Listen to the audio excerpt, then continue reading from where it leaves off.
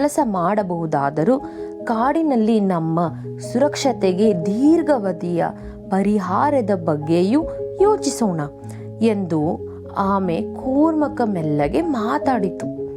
ತಮ್ಮ ಯೋಜನೆಯೊಂದಿಗೆ ಪ್ರಾಣಿಗಳು ತಮ್ಮ ತಂತ್ರಗಳನ್ನು ಕಾರ್ಯಗತಗೊಳಿಸಲು ಹೊರಟವು.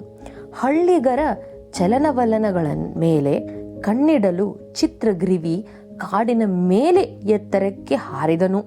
ಭಂಡಾರಕ ಮರದಿಂದ ಮರಕ್ಕೆ ಬೀಸಿ ಅರಣ್ಯ ಜೀವಿಗಳಿಂದ ಮಾಹಿತಿಯನ್ನು ಸಂಗ್ರಹಿಸಿದರು.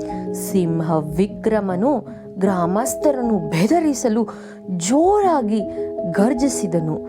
ಗೋಮಯ್ಯ ಗೊಂದಲವನ್ನು ಬಿತ್ತಲು ಅವರ ಶಿಬಿರಗಳಿಗೆ ನುಸುಳಿದನು. ಕೂರ್ಮಕ ತನ್ನ ಚಿಪ್ಪಿನೊಳಗೆ ಹಿಮ್ಮೆಟ್ಟಿದನು. ತಾಳ್ಮೆಯಿಂದ ಕಾರ್ಯನಿರ್ವಹಿಸಲು ಸರಿಯಾದ ಕ್ಷಣಕ್ಕಾಗಿ ಕಾಯುತ್ತಿದ್ದನು. ಅವರ ಸಂಯೋಜಿತ ಪ್ರಯತ್ನಗಳನ್ನು ಮತ್ತು ಬುದ್ಧಿವಂತ ನಿರ್ಧಾರಗಳ ಮೂಲಕ ಪ್ರಾಣಿಗಳು ಹಳ್ಳಿಗಳನ್ನು ಮೀರಿಸುವಲ್ಲಿ ಮತ್ತೆ ತಮ್ಮನ್ನು ತಾವೇ ಸುರಕ್ಷಿತವಾಗಿರಿಸಿಕೊಳ್ಳುವ ಯಶಸ್ವಿಯಾದವು. ಅವರು ಕಾಡಿನಲ್ಲಿ ಶಾಂತಿಯುತವಾಗಿ ವಾಸಿಸುವುದನ್ನು ಮುಂದುವರಿಸಿದರು.